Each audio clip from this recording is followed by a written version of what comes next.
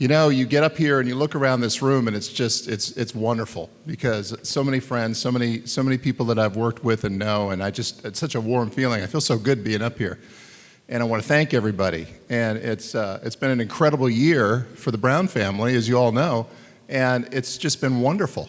I work at a wonderful place. Can I have the Opportunity Village table stand up, say hi? Stand up, Opportunity Village. All right.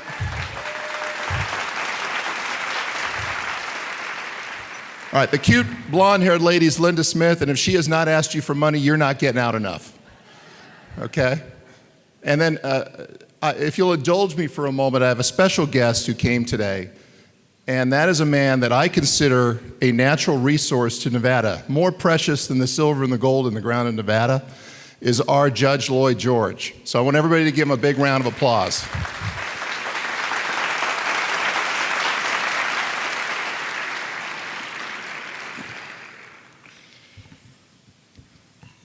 It's a great honor to be here and to accept this. I want to thank Father Max for a wonderful invocation. That meant a lot to me, Max. I really appreciate it. I want to thank my lovely wife of 27 years who's put up with all this nonsense, Melinda Brown.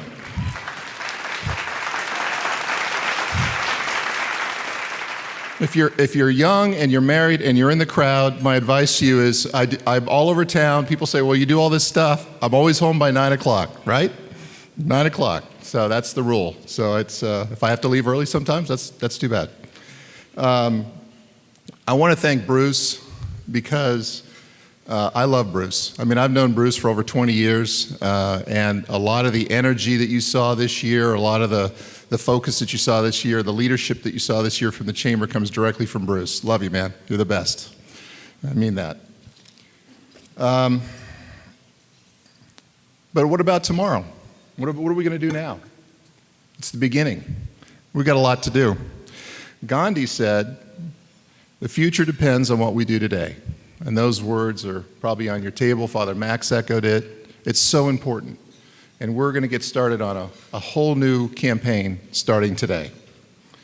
We've got a lot to do, and everybody in this room could do it. If you look around this room, you realize that if everybody in this room decided to get something done in Nevada, it would get done, right? Right. So for over 100 years, the Metro Chamber has been a leader, a partner, a convener to bring the community together and to take charge of the future, for our members' future and also for the community's future. So let me paint a vision of that future. What's the Chamber of the Future all about? Well, first of all, it's about you. It's about our members and the resources that they have to build and grow and create jobs. Our community is counting on you. Your success is critical to Nevada. You're the drivers of our economy, job creation, and all the components that lay the foundation for a strong community. And yet we know that even when you're doing what you love, you face significant struggles every day. The stresses of meeting a payroll, closing sales, getting visibility, staying competitive, and keeping up to date on the information that you need to know, there's a lot of pressure in that. And the Chamber of Commerce is here to help you with that. We're supposed to be your partner. We're supposed to help you with all that. And so that's really what we're going to focus on. We know how vital the resources and connections of the Chamber are. We're proud of the role that the Metro Chamber plays in helping our members succeed. Members like John Pennington, the owner of AA Printing. John opened his business at the beginning of the Great Recession. Great timing, John. John credits the Metro Chamber with building his business by helping him connect with consumers and giving his business visibility in a crowded marketplace. Members like Jill and Dan Borchers, who moved to Las Vegas to open Celebrity Photo Booth. When they opened their business, they immediately joined the Metro Chamber, and they credit the Chamber with helping them learn to navigate the market and build the right relationships.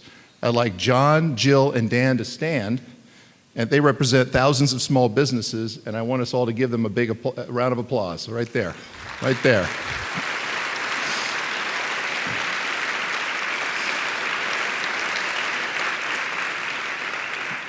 And we want to support our member businesses even more. Last summer, we put out a survey and we asked you, what is it you need from the Chamber? And I'm excited to report that this year, we introduced a wide range of new benefits. Bottom line benefits that will reduce your operational costs and that will save you money. And that makes your job a little easier. The more resources you have to invest, the more people you can hire, the more locations you can open, it's a win-win. In 2015, the Chamber will launch a new workshops, webinars, and online tools that will make it easier for you to keep up with business know-how. And early next year, we will introduce a new customized and affordable marketing package that will help member businesses strategically increase your visibility with new customers. When you succeed and grow, we all succeed and grow. And that's the policy of the Chamber. Nevada's future depends on innovation, supporting dreamers who don't think the same way that everybody else does, the ones that say, what if, and just imagine. Homegrown, scalable innovation can change the course of Nevada. Innovators are changing the marketplace all over the world, and Nevada needs to be a part of that, and we're in the game. We need to actively support startup entrepreneurs like Mark Shikaria and George Diab, the co-founders of Working On. Working On is an application that makes it easier for teams around the world to collaborate on projects. To date, Working On has over 100,000 status updates shared by technology teams located in 1,000 cities all over the globe. Mark and George are building a business that is bringing innovation to the marketplace. And Mark and George are here today. I'd like them to stand up and take a bow. Where's Mark and George? There they are.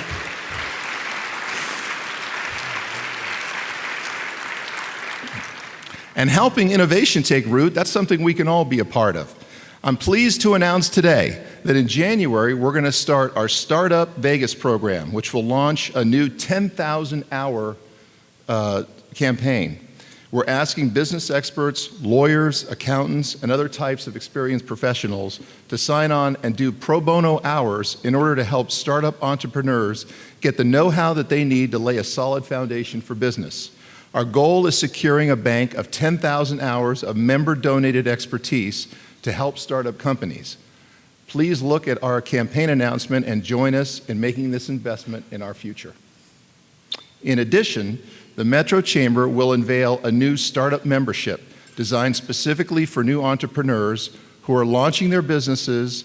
This program will give startups that are less than 18 months old access to startup-specific programming as well as all the Chamber benefits.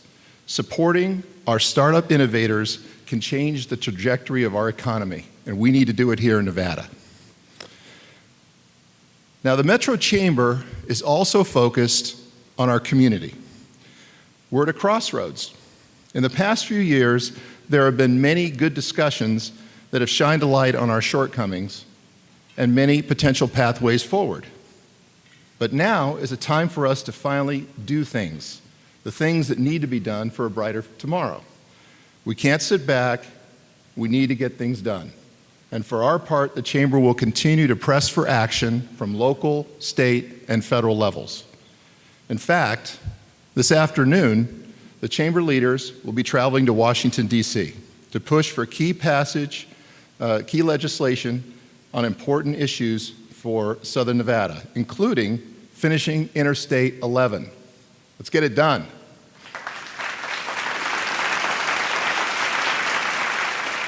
They're also going to work on designating Tule Springs as a national monument, right? These are game changers, and we can make a difference in Southern Nevada by changing these policies in Washington, D.C. Engagement on issues at state and local levels is critical to our future, and the Metro Chamber is committed to working with our community partners, elected officials, business associations, educators, organized labor, and other key stakeholders. We need to come together to solve problems, bolster the business climate, invest in the things that we need to compete for quality jobs, economic opportunity, quality of life for everyone in the global environment, and we are in the global environment. The Metro Chamber will continue to be a strong advocate, particularly during the 2015 legislature, on improving all levels of education. I saw Don Snyder here, and one of the things we committed to is we're going to elevate UNLV to Tier 1 status. Got to do it. And just as important, we need an allopathic medical school for UNLV, so we're going to get that done too. As well as aligning community college curriculums to meet the skills that businesses need, and that's very important for all of us. Improving K-12 education is the most important priority for our state. Have you heard that before? It's true. I know that many people in this room are dedicated to helping kids in the classroom. I can look around and I can see it. And we need to step up and we need to be involved in that very deeply. No one knows more than a business owner how important it is to have a quality education. Because you're looking at that next person who's walking in the door, and do they have the skill sets that they need in order to take the job that you have to offer, right? So we need to make sure that we're putting our effort into education, and that's why. And so it's all hands on deck for us for this.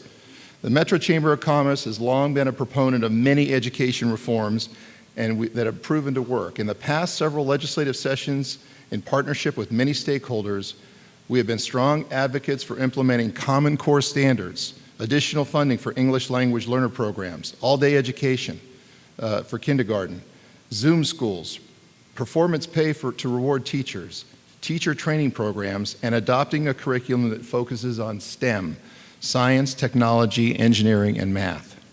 These policies are not new concepts. In fact, they work, and they worked in other states, and they're working here. For example, at Robert Lunt Elementary School, a Title I that is one of the 14 Zoom schools in the Clark County School District. Because of Zoom school legislation supported by the Metro Chamber in 2013, Lunt has been able to offer 600 students free pre-kindergarten programs, expanded full-day kindergarten, and smaller class sizes, free summer school offerings, and a reading skills development center to provide more students with unprecedented support in gaining key reading skills. Thelma Davis is here today, and where's Thelma? Please stand up, Thelma. Thelma's the principal at Lunt Elementary School. So I'll give her a big hand. Thanks for all your work, Thelma. We really appreciate it. Lunt is a great example of the positive reforms that can make a difference in a classroom. We need to forge ahead, enact more of these policy changes, and make sure that reform efforts are successful and take hold, and that the policies that are passed and implemented are supported. It's all very important. The Metro Chamber will meet with education policy experts from the Education Trust this week in Washington, D.C. This public policy entity is known for its expertise on reform policies that have proven to work in other areas of the country, and we're really looking forward to getting that information back here. And on December 16th, we will convene a statewide conversation on our K-12 Policy Committee meeting to broaden the discussion with our members, legislators, key stakeholders, and education experts. And we want to help build a consensus for a plan of action that will get legislation passed in the 2015 legislature. We are all in it to get this done. Can we do it? Can we do it? Yeah, of course we can.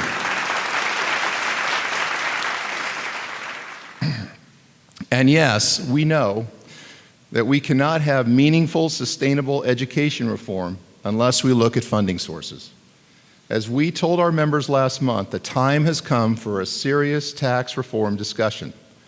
We cannot adequately address education priorities like transportation, health and human services, and higher education without first reforming our tax structure. Employees have long asked for a steady and predictable tax structure, one that you can count on to be predictable so that you can plan for the future of your business. This week, while in Washington, D.C., the Chamber leaders will meet with experts from the Tax Foundation, the nation's leading tax policy think tank, to discuss Nevada's tax structure. It is important to explore all the options that are available and all the examples from other states as we discuss this important policy. But here again, the opportunity is here. You look around this room, we can get this done, and we can get it done this year. A meaningful education and tax reform working partnership across Nevada will have to be formed, because there are so many areas of the state that have the same issues as they do in Las Vegas. And so the Chamber is going to be working across the state. So many employers have issues of mutual interest statewide. And we will be enhancing our partnerships with business organizations and advocates to make sure that the voice of business is strong, united, and focused. This is a new step for us and one we feel will build a stronger future for the state and the Chamber. Well, our work over the next 12 months is going to be huge. There's a lot of things that need to get done, and it's an important time for us in the future of Nevada. Each of us needs to step up and take action.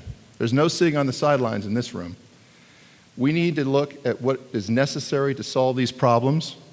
We need to talk to stakeholders. We need to compete in a global economy. We need to create good jobs and build a stronger economy. We need to fix education, and we need to stabilize our tax base. It will not be easy.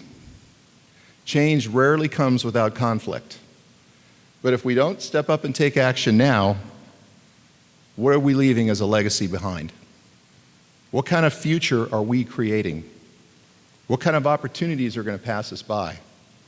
We've been putting these decisions off far too long. Today is a call for action for all of us. Let's join together and finally get this done. I think we can do it.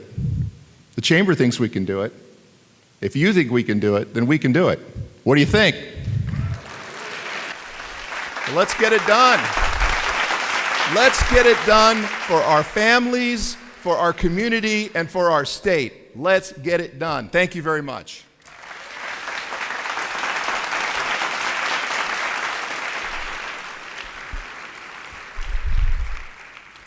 And that is all we have today. I hope you all have a wonderful time. I hope you all had a great time. I want to thank the staff here. I always like to thank the staff. And we'll see you next month at our next luncheon. Thank you. Doing it right. Everybody will be dancing and we're feeling it right. Everybody will be dancing and be feeling it right. Everybody will be dancing and we're feeling it right.